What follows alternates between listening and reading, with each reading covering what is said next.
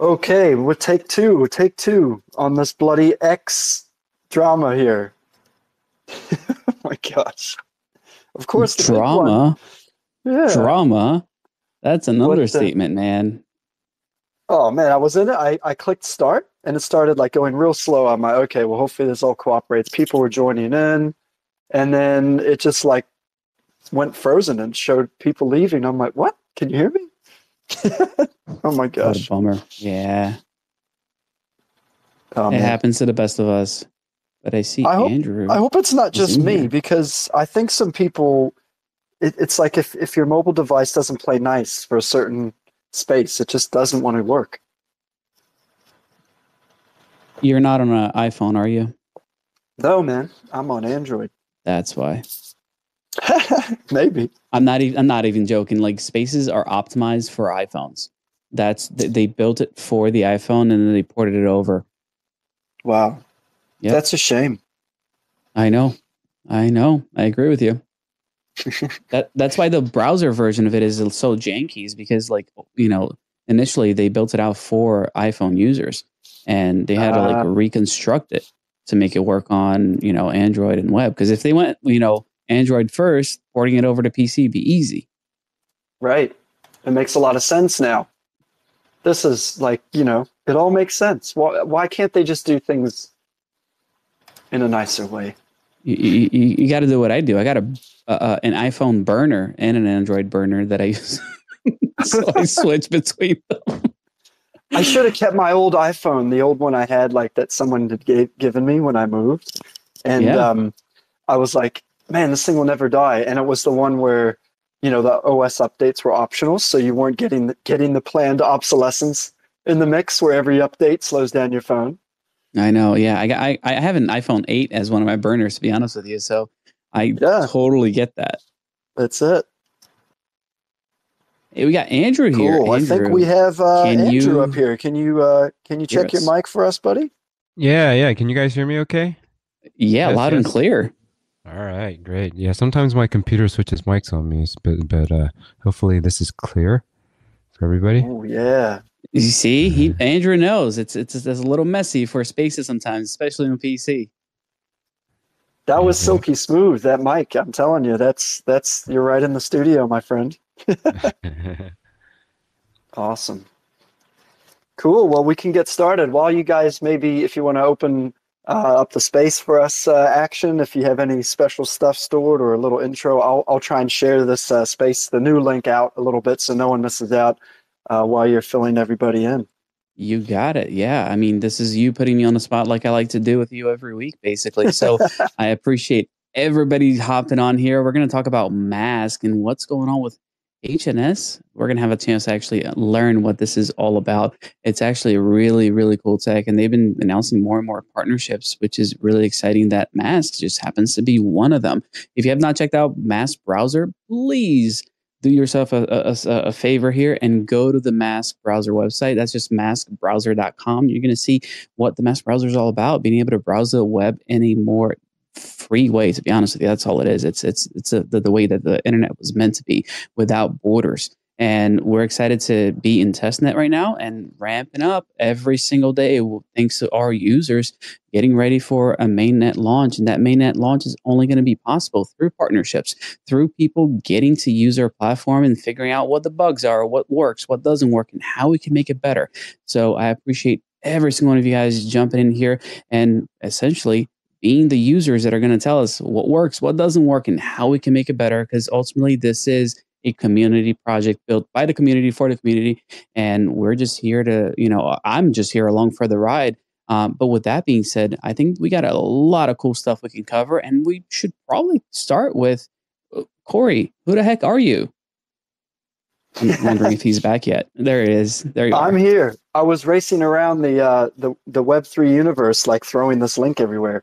Um, yeah, a little bit about, well, people who've tuned in every single week, you probably know quite a bit about me and the history with Mask. And so the newcomers, hopefully a lot of people from the HNS Handshake community is going to join and learn about us, learn about what we're doing and partnering to do together.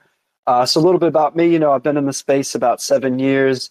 I was the co-founder, one of the co-founders of Mask, and we started our journey about just over 4 years ago, and we're still building here. I'm the project lead.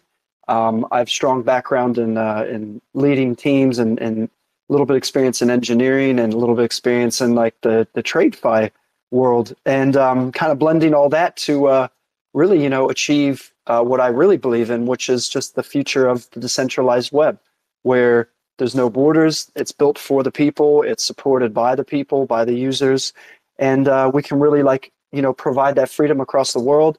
I really believe strongly in it, and I've got kids. I'm a family man, so when I look at them, I hope one day that that our tech is so widespread and mainstream that they'll probably be using it in their lives. So that kind of drives me, and I just really appreciate everybody supporting us. So yeah, it's a little bit about me in a nutshell. Beautiful. And today we have our special guest with us, Andrew. Andrew, I'm a big fan. I don't even know if you realize it, but dude, you're proof of work over there, aren't you? Yeah. No, the first off, thanks for having us, or having me, and as well as integrating Handshake. I've gotten to use Mask quite a bit, and it's really cool. Great tech, and you can really tell just the way the project's designed that you guys put privacy and just kind of doing the right things first, which vibes well with Handshake and Handshake's ethos. So thanks for having me. Very excited about this partnership. Awesome. And I say the whole proof of work thing just because, I mean, at heart, what got me into crypto was mining. I mean, I've been in the space for over a decade, and that's how I kind of kicked it off, was figuring out, oh, this is money I can get from my computer that's just sitting here. And yeah, I've actually been following Handshake for quite a bit. There hasn't been a new miner come out for Handshake in a little bit here. So I'm like, who's next? Who's going to come up with something? Just because even though they have been out for a little while, they're still profitable, and I love it. Anytime I get a chance to be part of a network supporting something good and essentially getting rewards from it, I'm game. So I appreciate you not only being here, but this partnership with with Mask is pretty exciting. So let's have that conversation around what's the partnership revolves around in the first place. I don't know if you want to talk about it, Andrew, or if you want Corey to kind of cover how Handshake is kind of changing the way people browse Web3. Yeah, so just a quick note here. I mean, in terms of the partnership and what the Handshake is about. So Handshake is seeks to be as decentralized as possible, and we don't have a foundation. We just have very mission driven community members, and even this partnership, by the way, was basically put together by a community member. You guys on Twitter, he goes by Open System, and he put this, I mean, I wasn't even really aware. I mean, the first I heard about it is when I was asked whether I'd be willing to, to jump on the spaces with you guys. So basically, I mean, this was definitely it's a community-run, decentralized project, and yeah, we're recently going through a soft fork, and again, that soft fork itself too had no direction from any of the people that founded Handshake. It had no funding from any of the people that funded started Handshake, and it's really cool. It's really cool, and I commend all the community members here, all the Handshake directors, for a great job in terms of making all this happen. I can't think of very many crypto projects that are true as decentralized as Handshake is, and so yeah, in terms of that's just the general ethos of Handshake. We're very much modeled after Bitcoin, and great admirers of Satoshi Nakamoto and kind of the way he did things. Of course, we have some differences in our approach, but overall, we've really tried our best to kind of model after them. Handshake is basically a I think when we think about kind of the internet and the naming system, how all of these things could be better.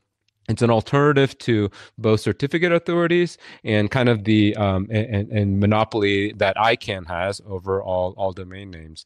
And you know, we definitely think yeah, while DNS is a cool system, that there is a very centralized component to it at the root zone, where ICANN controls the entire root zone, and Handshake is a decentralized alternative to it. So what you saw with the happening today, again, you know, that was designed and executed by the community. A bunch of new names are becoming available for bid, and so including like .bitcoin and .india and things like that. And so you see a lot of activity in the community, you know, kind of bidding up those names. Last I checked, you know, .india had 3.5 million Handshake locked up on it, on that name alone, and you know, it's very cool to see. Yeah, it's super awesome. I mean, I've been inspired to watch the Handshake community for a little while, more from afar. And then when I started interacting with some of the community and hinting at us wanting to support it at Mask, like honestly, just seeing that fire in the community, it is really amazing to see.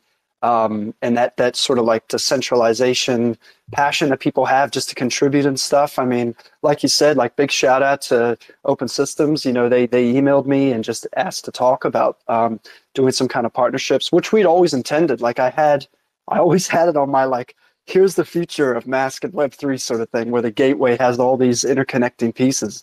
Handshake was always there because I was like, that's like as decentralized as you can get as an alternative to DNS, right? You know, you forked Bitcoin, you've got a secured proof of work blockchain. It's providing on-chain verification of ownership of a domain. I mean, you could list all the tech stuff, but at the end of the day, what it's providing is an alternative to the old gatekeepers that run pretty much the mail system. When I say like Postmail, like the system of the internet where you want to go to an address, you know, a postman's got to take you there to the right street, the right number, and get the content or deliver the content, right? And we've got an alternative that you guys have built. So yeah, it's like, to me, that if you're not listening closely and watching, like these are pieces falling firmly into place into what should be like a really expansive Web3 infrastructure, you know, where the users get access through decentralized means. Yeah. Hey, so Kari, I have a few questions for you. So I started using a Mask browser, and yeah, it's been an amazing experience. I see you know, kind of like the way it works, you know, with the routing, routing the traffic amongst kind of the peer-to-peer network, and that there's an incentive system related that uses the Mask token to kind of facilitate all that and to incentivize the system. So it's my understanding. So I mean, when I went through the experience, when I first downloaded Mask, I guess I got some tokens. Is that correct? I got some tokens just for downloading? Yeah, so we're in testnet now. So everything's free to use. Everyone listening, if you want to try it out, you can. It's public. It is a beta product, so it's constantly being worked on and getting bugs reported, and, you know, upgrades and then features. But we have a testnet token on Polygon Mumbai, and so when you start up as a new user or create a new wallet, it's going to double check the wallet on chain and say, oh, this is a brand new user because there's no T-Mask. That's our test token, T-Mask. There's nothing in here. We're going to airdrop. So we custom designed like a basic faucet, which has like some civil resistance built in. And essentially, you get airdropped some tokens to use on testnet. And if you run a little low, it actually will kick in and airdrop you some more. So you can just use it. So right now, everyone can use it for free. Try it out. And then, of course, this is a stress testing period as well for when we turn on later this year mainnet on Polygon, which is where the real token goes live. You can find us on ETH and Polygon. And basically, that's the real monetization model. So it's sort of like imagining if Tor was incentivized in some way, and all the Tor runners of hopping in between are getting paid, and then the Tor node that's running an exit node, they get paid a little extra because they're doing the exit services. That's what Mask is doing. And soon, very soon, one of the features we'll be implementing is the user can customize how many hops and across the world they want to do. So they might only want to do 2 for like faster speed, and 3 or more would be considered untraceable, meaning no hop would know where it's come from or where it's going, and you can go up to 6. So Yeah, that's a big deal. So that's where the incentive part comes in. So the token itself is pretty much a pure utility token. Oh, that's very cool. One thing that I've noticed is that there's been kind of like a convergence happening between kind of like the browser space and the wallet space, right? If you download kind of like any of these newer wallets, like DeFi wallets or whatever, and they have like kind of like a browser, they have a browser built in to the wallet, and then things like Mask and other Web3 browsers like ship with the wallet in it too, and so like how do you kind of see the future? Because I do think like privacy for the internet, like browsing on the internet is definitely important. But privacy for payments is like could be a really cool feature too. So does a privacy feature kind of like work on or does it like enhance does a wallet feature, I guess, enhanced by the by the Mask kind of routing system? Yeah, absolutely. There's actually some aspects of the tech that we've already sort of scoped for the future, and one of them is something you're referring to lightly. Actually, is where we're very aware of the world doesn't all share the same freedoms from place to place, right? So some countries still have very heavy restrictions, if not have banned crypto and banned digital assets. Completely. And obviously those users who want to act in the space or do anything in the space, they have to use VPNs, they have to use Tor, they have to use various things like that. So right now, our wallet that you see in the Mask browser is a very simple application where it's just generating a wallet or letting a user import the wallet. But in the browser, there's no maintaining or interacting with the wallet like a traditional one. You've also got to use like a mainstream wallet software. We ship it with MetaMask, another one soon to be announced as well, which is really exciting. And of course, Frame is in there too. But what this feature that we've thought about in terms of opening access to the world is we're going to design a way where someone can either specify when they start Mask that they are in an area that's restricted, and it's going to try to route any communications to a blockchain service across Mask as well. Now, we all know, like DNS, to get to a website, you need to have a name service that tells you, if I type in a human readable website, like let's say, I don't know, YouTube, it's going to tell my browser, oh, this is the IP address you got to go to, 111, blah, blah, blah. In the blockchain world, to interact with the blockchain, you need a service to take the information from the blockchain and give it to your wallet and then transmit your request to change the blockchain state back. Now, if that's not decentralized, anytime you interact with those services, your ISP or anyone watching can see that you're going to servers that are possibly restricted if they haven't outright banned them in the country using firewalls and stuff. So Mask will be able to hop that traffic, so someone who's actually banned from crypto can go ahead and interact with this stuff, and those services are going across Mask as well. So anyone watching, they're just seeing traffic go to a couple, well, it only looks like one to them, to one peer, but then it's hopping out of their country, and it's going to a country which has open freedom to crypto and stuff. So that is a huge thing, because we want to unlock that freedom, not just of information, but also of the digital world, like crypto, like Web3, like metaverse, all those types of things. Some countries are facing a lot of barriers to that. So that's a big deal. And for the unbanked of the world as well. Oh, yeah, that's very cool. That's very cool. Yeah, so no, good questions, man. And we do want to like experiment a little more with some of the cool wallet tech that's coming out. Like there's a lot of ways that wallet tech is being matured, I guess, for the user, right? Like right now, it's still not quite grandma friendly, right? Like if you're trying to get your grandmother to onboard into crypto, like there's a lot of stuff you got to explain. You got to have them put a seed somewhere. You got to tell them, be careful with this, have a password, open this wallet. Here's your hex address, grandma. Oh, wait, well, you don't want a hex address that's got all these characters and numbers in it? We'll buy you a domain or an ENS or something, and it could be grandma.eth. Like all those things are so difficult for just the normal non-crypto person. And now we're finally seeing services come out that are super friendly, like 5 clicks. If anyone's been following account abstraction, where you can generate a wallet without a private key, which has recovery by email or social account or something like that. Like that's the future. So we're constantly looking at that too. So maybe someone who is brand new to crypto and their gateway to crypto is Mask and HNS, browsing centralized sites. They don't need to learn everything about wallets and crypto to start out.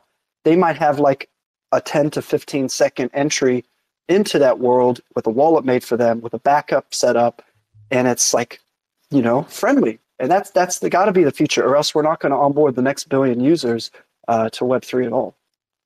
Yeah, I 100% agree. And I do see, you know, a lot of crypto getting easier to use over time. You know, the different wallets and browsers and things like that. But one of the downfalls, I mean, I think a lot of them kind of compromise on decentralization and or privacy to quite an extent, where you start to wonder what is the purpose of crypto here. So yeah, I mean, like one example, I was at a private dinner a few weeks ago, and one of the I guess blockchain analysis companies were there, and their representative was kind of like, you know, I mean, they're kind of selling their product, selling their capabilities. And what was surprising to me is that they even had a guarantee for how they would recover funds from like a hack or a theft. And it didn't extend to all chains, but like, you know, on most of the EVM chains and the stables related to them, like it was basically guaranteed. They said, hey, we like, you know, almost as an insurance policy, that they could guarantee that they could recover those funds. And you know, I mean, and that's only possible because a lot of the infrastructure is you know, leaking privacy, right? How else would something like that be possible? And so yeah, I mean, I think you know, yeah, making things easy, but still, you know, I'm serving kind of the values and virtues of crypto. I think is important. Oh yeah, it's all got to go hand in hand. Yeah, that's super scary. No, you're good, but that's super scary that somebody's willing to guarantee that they can recover funds from a decentralized, well, quote unquote, decentralized blockchain, right? Like, that scares me. I got to be honest. Like, that is not a world I want to live in, because ultimately it means that, you know, there's an on and off button almost to some of these things. Not that I'm saying the Solana can turn things on or off, but that can happen. Yeah. Oh man, we just saw another what we call brownouts, right? You know, we're going to call them brownouts, not blackouts. Yeah. Brownouts on chain. But you're right. That means that there's a level of custody in there, or I guess maybe they're just doing pure risk insurance where they're confident in the security model. If they get hacked, then they'll just repay whatever's lost. But this is why there was a huge public uproar about Ledger putting out their recovery tool, which, you know, is kind of like showing that there's a lot of very large trust factors that you have to have in the hardware creator, the hardware producer. That maybe people didn't realize, you know, and I guess that kind of links into Handshake too, right? Like right now, okay, we'll give you a real world example, right? There's a lot of cancel culture in the world, but also the powers that be, they like to have some control over the free flow of information, or what they deem to be real information. Right now, there's a very prominent U.S. Journalist who's in Russia, and he's about to do an interview, probably live and uncensored, I think he said, with Vladimir Putin. Now, there's a lot of media outlets and a lot of probably platforms that are going to either deplatform this content or censor it because they don't like it. Now, if it goes all the way to the top and someone has a domain that's going to stream this, I'm sure that there's ways the powers that be could go to ICANN and say, look, take that domain offline, or mark it as, you know, red flagged and don't serve that content or cross any DNSs that we have relationships with. You know, like that is a real censorable outcome that could happen right now. And you think my government would do something like that? You think that they... Well, I don't know, man. Well, actually, you know, if the leaders could string together 3 letters and remember them, maybe. You know, DNS, HNS, I don't know if they remember that.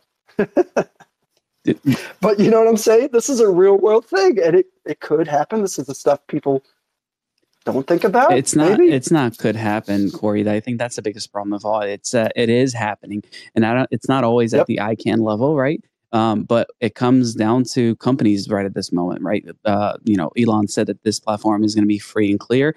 However, that's not the case for everybody. I mean, we saw recently that even Amazon were delisting books because they didn't go alongside to what their narrative was. Doesn't matter if they were correct, if they were true.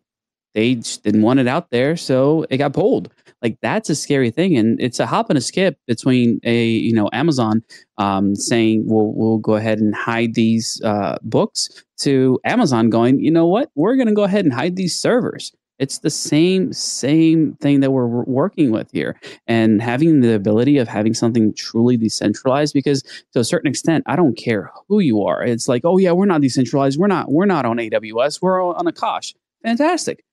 How do people get to your site? How do people actually find you? They still have that centralized portion where ICANN is the entity that controls everything. So, having Handshake come in and make that, making the decentralization of domain names a reality is a game changer. Yeah, 100% agree. Yeah. I mean, I think the principle around this is a system is only decentralized as its most centralized component.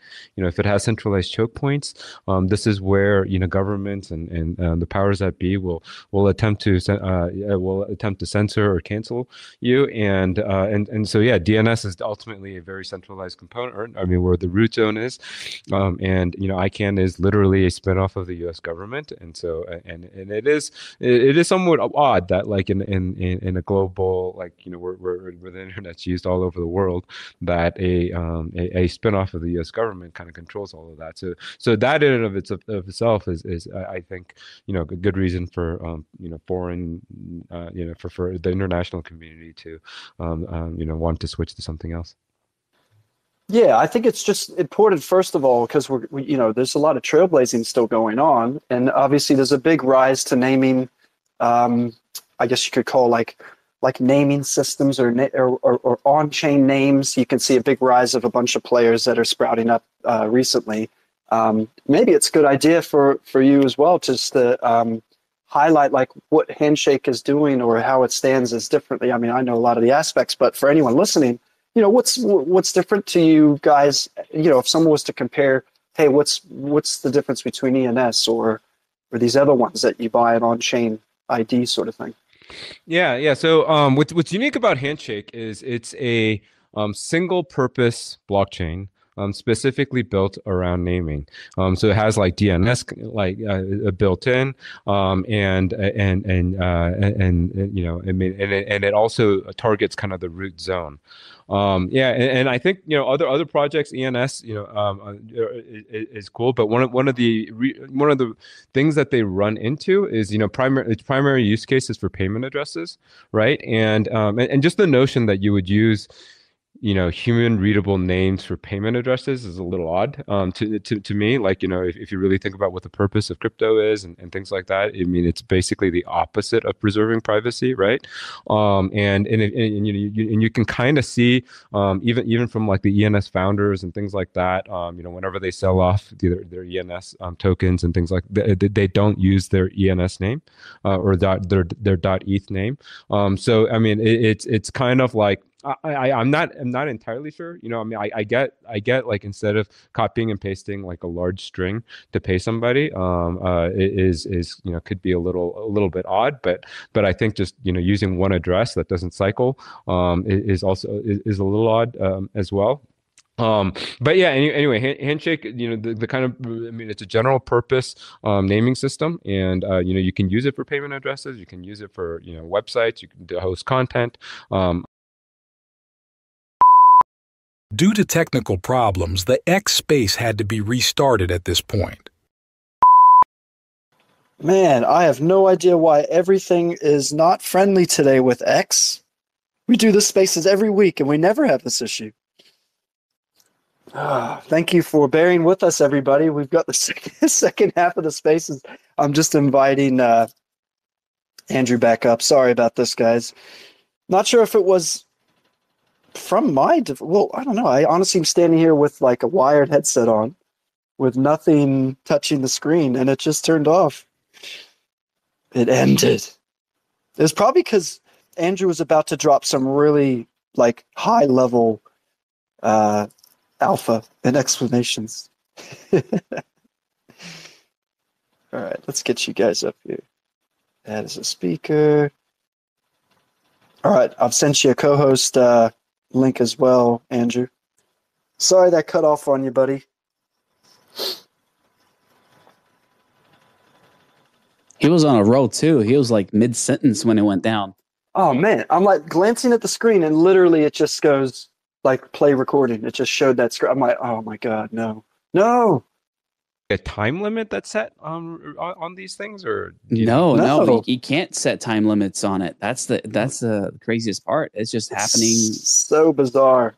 Well, what we're going to do to make up for this is we're going to get one of our awesome team members to cut this together into one YouTube link, one recording, and then we'll play it all for everybody in one go. If you miss it, if you tune in. So that means that, Andrew, you can keep going and finish that thought.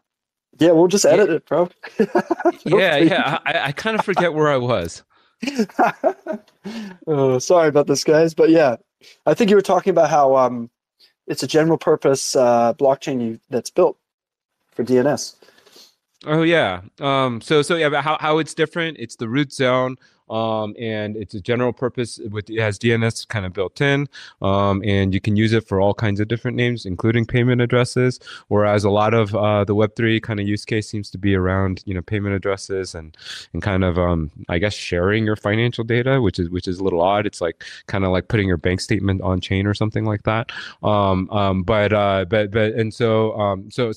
Anyway, to any effect. Yeah, I mean, I do think one kind of use case I think for the other chains that that need or want naming solutions is possibly like to root their names on Handshake itself.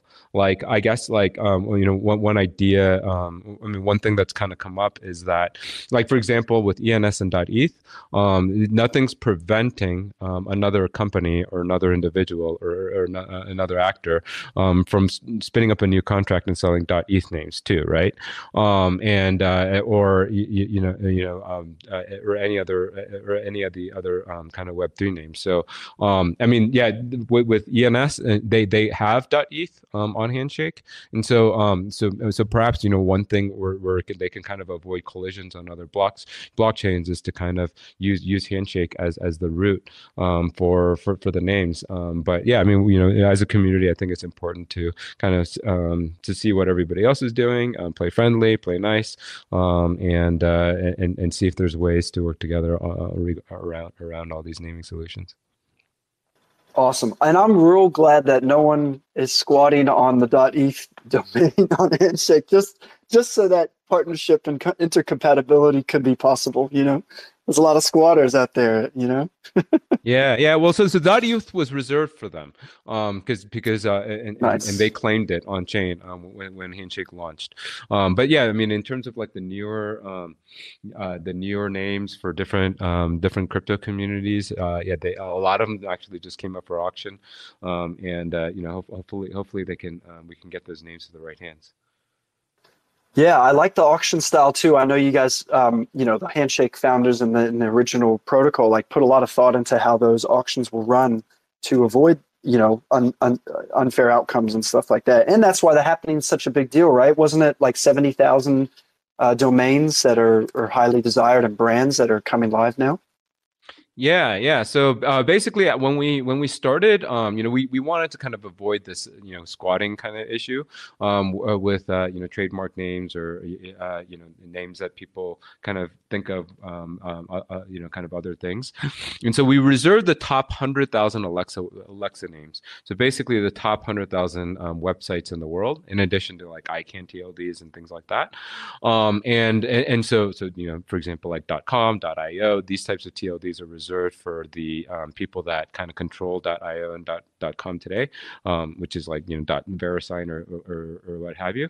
But in terms of the top, so in terms of this hard fork, or I mean soft fork, I'm sorry, the names on Alexa from like 10,000 to 70,000, or 10,000 to 100,000 roughly, but are being released for auction, and then but you know, the top 10,000 names are still reserved and still locked, so that, you know, people, so that you can't get like .google or something on or Twitter or something on Handshake, and those are reserved for the actual owners, yeah, and I mean, and another thing to kind of note, and you mentioned auctions, is that whenever you buy a Handshake TLD, that money does not go to like some Handshake company or some Handshake foundation. I mean, those funds are burned, and which is also a differentiator from other Web3 names. And there, so you know, if you look at the India bidding today, you know, there's like $3.5 million worth of, or million HNS, that have been placed to bid on India, and the winning bid, or I mean, it's technically the second highest bid. That coin amount would be burned and taken out of circulation, and which is basically a redistribution to everybody in the Handshake ecosystem. Yeah, I know with a lot of other Web3 names, like on different chains, like those funds, when you buy a, you know, dot whatever dot crypto name or something, those funds go directly to that company, right? And so you know, and that company, what's their provenance for having .crypto? I mean, they just said they own .crypto and then started collecting names from it, which is kind of like a very weird, at least with ICANN, you kind of have to like pay ICANN and to you know, issue a TLD, and you've got to like go through some effort to you know, gain a TLD, whereas like in a lot of these other chains, it's kind of it's questionable whether it's an improvement from a fairness or decentralized perspective compared to ICANN. And you know, what are we all doing here if we're not trying to improve the status quo, right? So it's so right. Just curious, does like a community member own .crypto, or was that reserved as well, the Handshake one? I believe it came up for auction and someone bought it. I don't know the history behind this name, but yeah, I mean, but you know, there's a company in the Ethereum space that basically, you know, claims like, hey, they own .crypto or something, and they're quite litigious as well. I don't know if it's specific to the .crypto name or anything else, but I mean, their model is like, hey, I own whatever. You know, some random name, and then they go around selling SLDs, and then, you know, they collect all the entire payment for whatever people pay for those SLDs, and sometimes they even kind of rug the entire name and just say like, hey, never mind, you guys don't own these names. I mean, you know, that kind of behavior and that kind of system is arguably much worse than the ICANN system, you know, whereas, you know, with ICANN, you know, you wouldn't expect that kind of thing to happen. So yeah, I mean, look, yeah, I do think there's better players. There's a spectrum of you know, solutions in the Web3 space, and of course it's crypto, so you're going to have some grifters as well. Yeah, I think a lot of us know, you know, who you mean, and it's an interesting play. Let's say that. Actually, one more thing on that, with some of these reserve names. What do you think will happen with .google and .ICANN? Do you think, I assume those are probably still reserved, do you think they will be claimed by the powers that be? Well, I mean, I think they'll probably be the last adapters. Perhaps, like, you know, I think, yeah, I mean, I think a lot of other things will happen, like browser integrations, ISP integrations. I mean, a lot of different things will happen before I think they decide like, hey, you know, let's go with a decentralized solution. I mean, yeah, I mean, they've been built in that whole business is kind of interesting with ICANN and VeriSign and you know, and that whole kind of like cabal. You know, I mean, our first kind of idea with naming systems was to do something kind of similar to Dotbox, where we bought a TLD from ICANN, and had SLDs compatible available on a blockchain, and so that was our first idea. But what the issue that we ran into, well, is that when going through that process, it turns out there's like two or three different law firms that specialize in this, and you kind of like they'll kind of tell you that you have to hire these law firms in order to be able to have any chance of getting a name. And then the second thing is, the ICANN wanted to charge, like, I think it was like $175,000 for the application, not without, that came with no guarantees that we get the name. And so you kind of like stack up kind of like, like the cost of all this, and you can, and then the law firms, the lawyers at the law firms themselves were former ICANN and VeriSign employees. And so you like look at the system and you're like, wait, do we really want to kind of like play nice with the system, or like kind of integrate with the system in that way? I mean, it is quite a racket. The whole like TLD kind of like ICANN VeriSign system. So we decided to do something different and just kind of try to decentralize the root zone altogether, and attack the cabal at the root. Yeah, pun intended, man. That's right. Mm-hmm.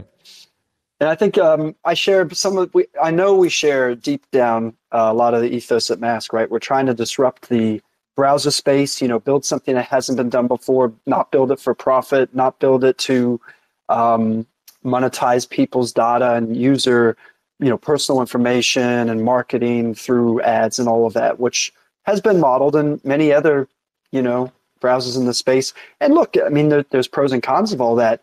But if there's a true path of decentralization to do it in, it's not easy to walk that path, but someone's got to do it. Like, someone has to try to do it. And hopefully you pick up the support and the passion from others along the way. And I feel like you guys and girls have all certainly done that at Handshake. And I know a lot of our Mask Maxis are here too, listening in, because, this is the power of that collaboration. That's what I love about Web3, man. Action and I talk about it all the time. Like, there's such low barrier to collaboration. It's surprising that more people aren't more collaborative in the space, but stuff like this can happen organically, like what we're doing now with HNS and Mask, just communities coming together, founders coming together. Like, you're not talking about money, like, oh, you do this and I'll pay this, and you do this, I'll pay. It's none of that. It's like, who's the winners at the end? The users and community. That's the goal. Yeah, absolutely. And I'll add, like, all of our major partnerships, I mean, like, yeah, including this one, wasn't driven by some foundation or by us. I mean, this was like even the Namecheap collaboration. I mean, Namecheap, they're definitely legends in the space. I mean, adopting Bitcoin in 2013 and Handshake, just a few years ago. But they did that all on their own. I mean, they get what this is about. And we had very little or nothing to do with it, and so yeah, I mean, it's really cool to see a kind of a decentralized community work. Yeah. Now, but there are, I mean, there are some downsides to having a decentralized community, right? I mean, it's not all just like, all positive. There are, like, for example, like, yeah, I was talking to somebody earlier about this today, but like, and kind of within kind of like, yeah, I'm a big kind of subscriber to like a lot of Adam Smith's ideas, including like division of labor, right? And so with Handshake, I mean, there's tons of talent. I mean, Handshake has so many like passionate missionaries, people talented at all different aspects, whether it's code or marketing or business development or just kind of communications or PR, and in a decentralized community, I mean, you kind of do get, like, everybody's trying to do everything. Like, everybody wants to get involved with everything, which is great, but then it doesn't lead to like specialized roles, and it sometimes doesn't have like people put their best foot forward, I guess, for various kind of like partnerships. And so, yeah, I mean, one of the ideas, one of the things I've been kind of like thinking a lot about is like, how do you have like, Handshake, Handshake volunteers, we call ourselves like directors. What are some ways that we can kind of assign assign or self-assign or roles, directorships across different roles without necessarily like without having some centralized like appointee, I guess. I and I'm sure you know this from running companies too, but like, whenever you have two different people like with the same roles and responsibilities, that's not like really an ideal solution, right? It's much better to have one person with one clear mandate or objective. If they overlap, like then one party doesn't there's some confusion around who's responsible, and like one person will drop the ball because if they thought the other person was doing it, and these kinds of things.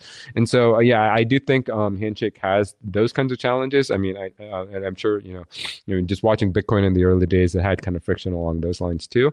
Yeah, I wonder if there's kind of ways to kind of resolve that while preserving decentralization. I don't know if you have any thoughts on that, Kyrie. Yeah, it's definitely a growing pain of running remote organizations. I wouldn't say we're as holistically decentralized as we'd like to be, compared to Handshake, the way you guys operate. You probably have protocols that are voted on to upgrade the protocol and stuff. And yeah, we're still sort of early, in that evolution.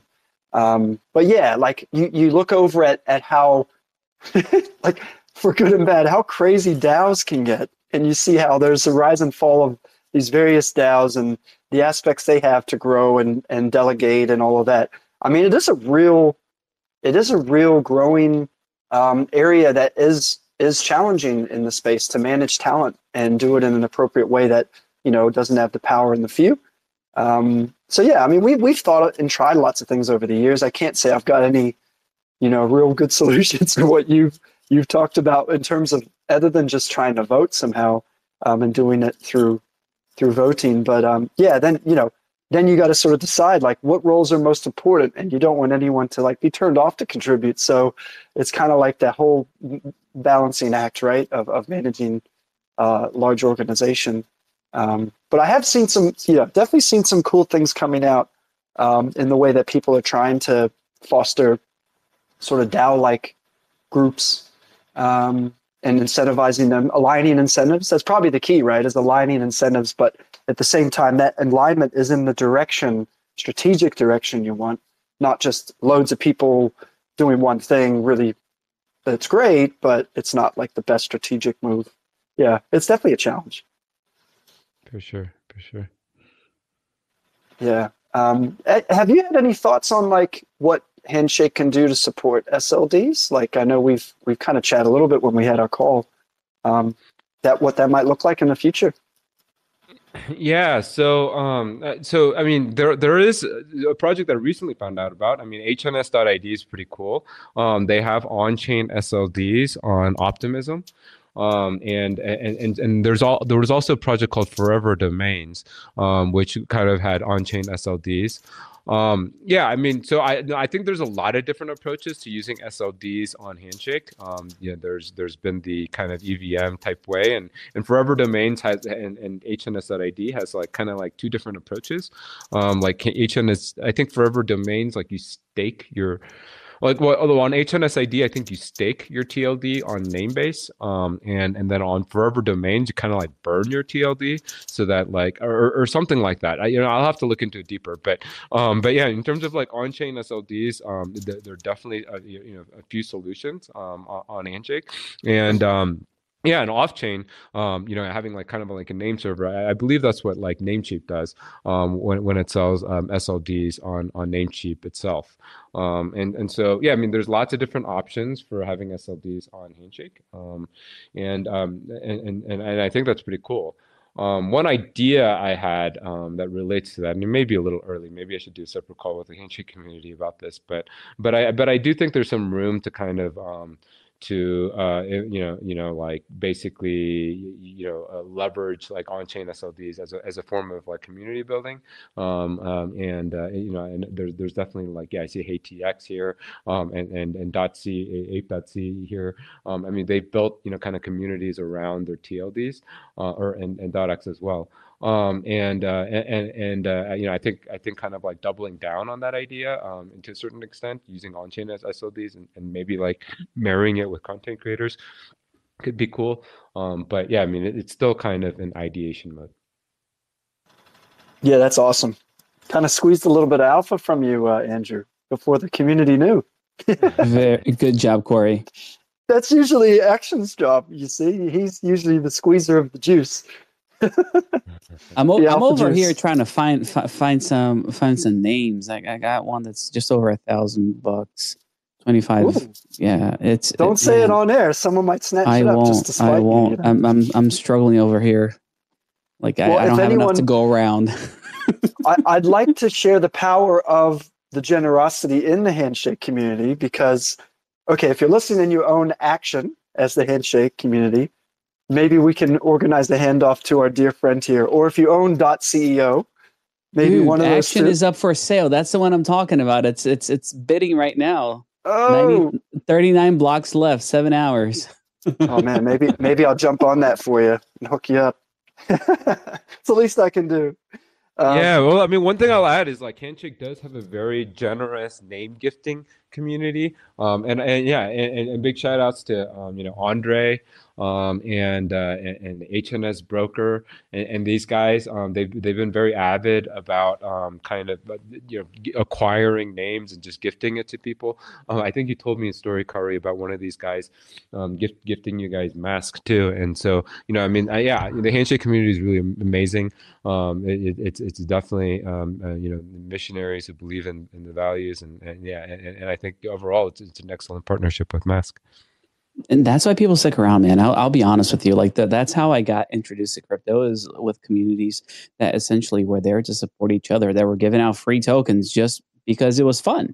Like they just wanted to help the community grow. And when you have a community that way, like it just changes the game. It honestly changes the game for everybody that's looking from the outside in. They're like, wait, so this is not about just making money and taking advantage of other people. Like it just honestly changes the game.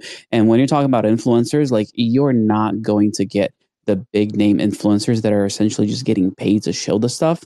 You're going to get the people who actually care about the space and want to see it grow and flourish. And it's exactly what you need to stick around long term and be looked at as a leader in the space. I mean, the Handshake's been around for a while now, and it's not going to go anywhere. And it's not because you give stuff away. It's because you care enough to have those community members who do give stuff away. Like the caring part of it is where it all comes from. Yeah, absolutely. Couldn't agree more.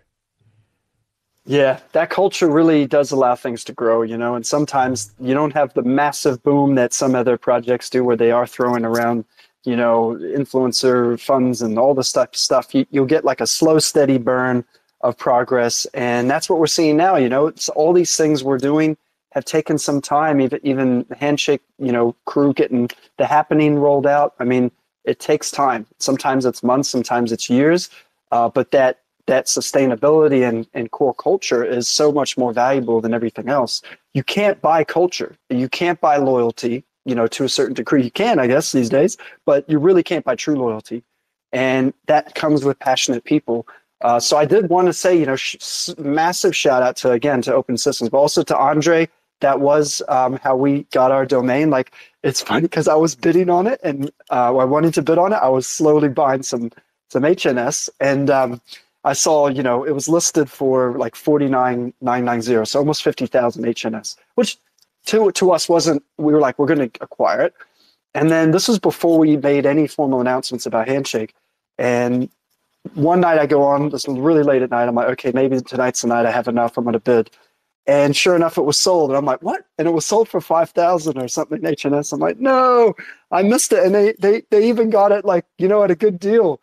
And sure enough, the next day I got an email and Andre was like, listen, I want to gift you guys this. I believe in what you're doing. You guys have a great project. And I was like, cool, man. Like this really shows like that culture, which is so special. You guys are a rare breed. Everyone listening to from the Handshake crowd, like you guys are a rare breed in the space.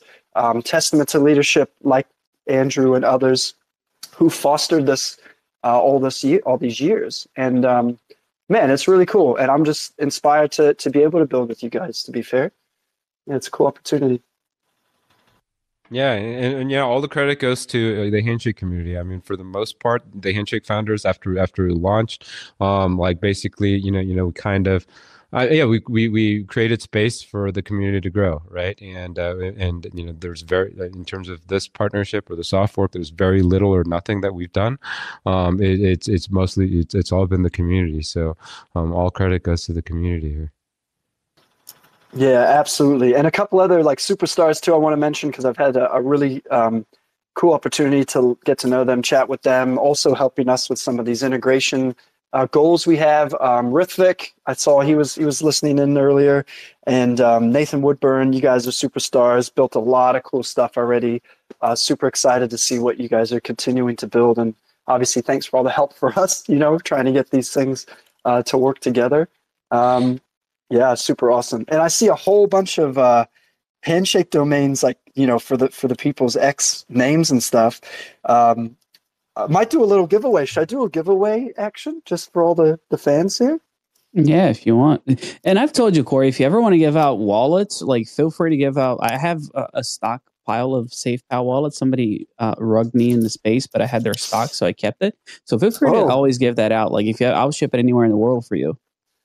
Wow. Well, if you want to jump on here, like that would be pretty cool. What I'll do is I was thinking, because we've got so many people that have Handshake domain. Like if you own a Handshake domain and you don't mind, like, saying, hey, this is me or whatever, like drop a comment in the in this on the Spaces chat and just like say, hey, I'm a proud Handshake user, proud Handshake owner of a domain. And also the ones who are attending, we'll do a draw. We'll give it a couple hours because I know we had problems with the space, like different segments. So we'll give some people a chance to tune in, and we'll do a post on the Spaces thread just so people can pile in, and we'll pick one winner. I'll give away 1,000 of my own mask for that user, which means if they hop into Mask and they try the browser and they transfer that to the wallet that's in Mask, they'll have premium, which means you get a couple extra cool features when you're using the browser. But of course, if you want to do other things with it, it's up to you. But I want to throw in 1,000 masks to one winner, a proud Handshake user. Hopefully it converts to being a Mask Handshake user. And we'll do that. So I'll put some details out. So everyone who's got a Handshake domain, drop your favorite domain you own in there, and yeah, we'll pick someone. Very cool. Very cool. And you can add 3 wallets because you know how the wallets work, right? You can't just have one wallet. It needs to be 3. So you use one, you keep one away so that you can, in case something breaks, you can recover everything with that second wallet. And the third one is the one you give away to somebody. Wow. That's super cool, man. That is like super generous as well. So, hey, is that the same winner, or are we doing a different winner for this? Up to you. Whatever you want to do, buddy. It's all you pick. We don't want to keep people in suspense. How about we do one? So one winner who is going to be an HNS domain holder, puts their favorite domain in the chat in a comment, and then we'll pick one of them, and we'll pick one more listener live. We'll look through the last 2, this one and the last one that got cut off. We'll look at one of the active live stream listeners, and we'll pick one of you guys. We'll hit you up in DM from Mask, from our official account, and we'll give away the 3 SafePals and ship it anywhere in the world. So, we'll do it through, like make sure it's all private and stuff. I won't be doing it. It'll be, our dear friend Action here. You don't have to give the real name as long as you can get it through customs. It's fine. That's right. Could be anybody. So, yeah. And thanks again for coming on, Andrew. I know you're a busy guy, but I mean, it's been an awesome call. Sorry about the tech issues, but we covered a lot, and it's super exciting to see where we go from here with our partnership. No worries. Thanks for having me. Thanks. And we'll to finish up, Action, if you want to queue up, if you do have a little tune, I'll just send everybody off with rolling out where to find out about us. Obviously, if you're from the Handshake community and you want to find out about Mask, hop onto maskbrowser.com. Check us out. We've also got our partnership announcement with Handshake on our blog there. A little bit of a sneak stealth launch there. If you go to the blog, you'll also see our website that we're about to relaunch live, which is cool. But you can download the software now. It's available for Windows, Mac, and Linux. If you're a Mask community member and you're just learning about Handshake, the happening is happening now. They've got some awesome domains up for sale. They've got the auction now. There's several ways you can bid. You can do it on-chain with self-custody wallets like Bob Wallet. Horrific is the main man who's built that, I believe. So that's super awesome. But you can also do it on Namebase, which is trailblazing the way with Handshake support from Namecheap officially. They bought Namebase, so you can find namebase.io.